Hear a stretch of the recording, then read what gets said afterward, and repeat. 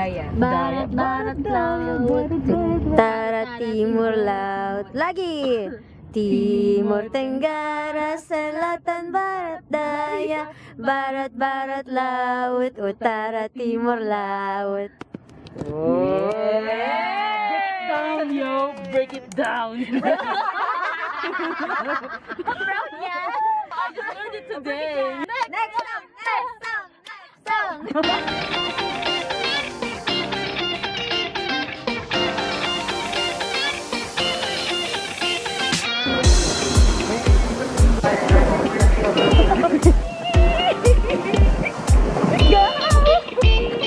Time check. 8:38. We found our gate. Yay.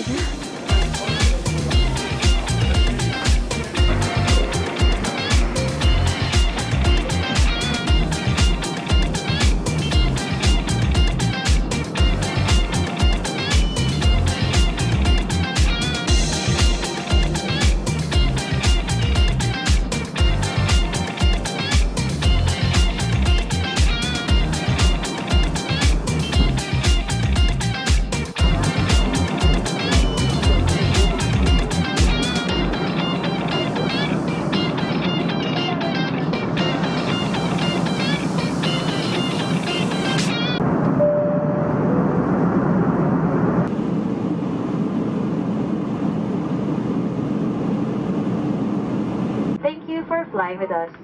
Ang oras po ngayon ay 19 na minuto makalipas sa ika-1 ng umaga. Kami po ay malugod na nagpapasalamat sa inyong patuloy na pagtangkilik sa amin. Paalam na po at hanggang sa muli nating pagkikita.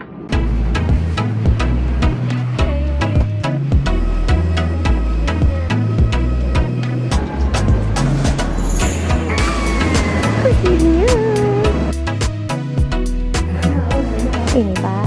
3,000. Sakto sa ating biyahe. 131. Okay. 1,003. Ito muna pera natin for now. Hoda! Turbulent. Oo nga, grabe yung biyahe natin. Hindi naman talaga nakakatakot, pero dahil nasa likod kami, umaalog yung mga gamit. Oo. Nakakadagdag siya sa tense. Yun lang, bow. Wow. Ang ganda po ng airport ng Bali. Ang ganda ng CR nila. Wow. Church outfit. Ang init na. Bye! Tunggu sebentar untuk grab. Logatnya kayak gini sebenarnya. Logat? Ya, bahasa katanya loh. Apa itu? Kayak orang Indonesia. Sabi nila po, they drive to the right. So, kahit marunong tayo mag-drive, hindi tayo mapapahiram ng car. International license. Room tour. Ta-dan! She's very happy about the nook.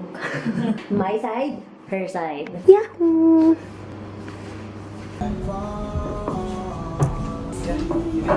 And I stayed for a week in Bali and 2 weeks in Surabaya. But that's going to be for another vlog.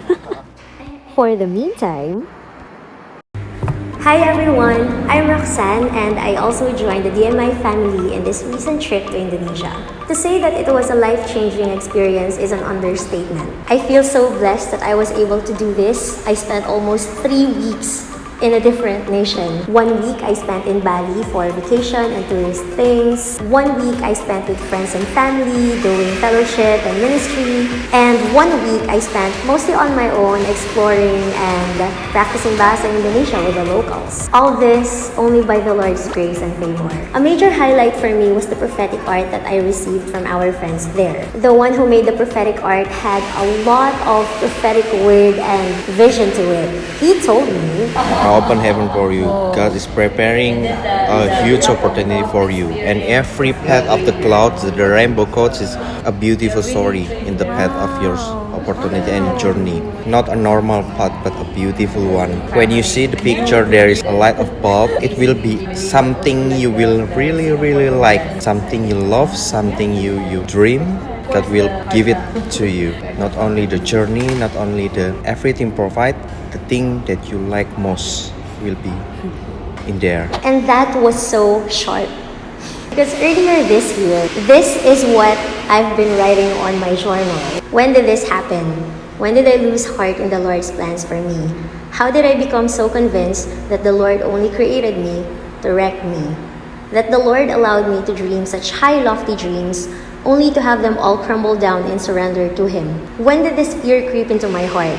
Fear that when the time comes for the Lord's better plans to come through in my life, I'll know in my head that His plans are indeed better, but my heart will not agree. I came to Indonesia scared, actually. But through that prophetic art and that prophetic word of the light ahead being something that I will actually like, something that I will love, the Lord just shushed away my greatest fears and anxieties. And the part wherein the clouds are like beautiful, colorful stories about to unravel before me in my path, the Lord didn't even wait long to start fleshing that out before me. I stayed longer than the others in Surabaya. I spent almost 2 weeks there. And in my extended stay, I made Cup of Hope, their prophetic cafe, one of my most frequent destinations. In all that time I spent with these people, I got to know them, I heard their stories, and of course, they also asked me to share mine. I happily obliged, and one time I read to them this blog post that I wrote a few years ago. Tapos may umiyak after I read that to them. This sweet, shy girl named Vene. Vene shared that she shares a similar story. She really tried to connect with me afterwards. She would latch herself to me every time I was at Cup of Hope. I could almost see one of my huddle mates in her. Meeting these people, hearing their stories, and staying at Cup of Hope, to me it was like the first batch of clouds in my prophetic art that just started to unravel before me. And I'm so excited to see what else lies beyond. I came to Indonesia with my heart scared. I came back to the Philippines with my heart full and my path redirected. I am most thankful to the Lord, of course, who has orchestrated all of this, to the DMI family who keeps reminding me that I am not alone in my journey, and to our friends at JDCG, M Hope Surabaya, and Cup of Hope for all their beautiful stories and testimonies and warmth and friendship. Yun lang po. Thanks so much, everyone. Do come to Surabaya if you're being compelled to. Aku harap beberapa orang yang saya suka mungkin mau pergi ke sana bersama aku tahun depan. Yun lang po. Terima kasih banyak semuanya. Semoga selalu bersemangat. Bye!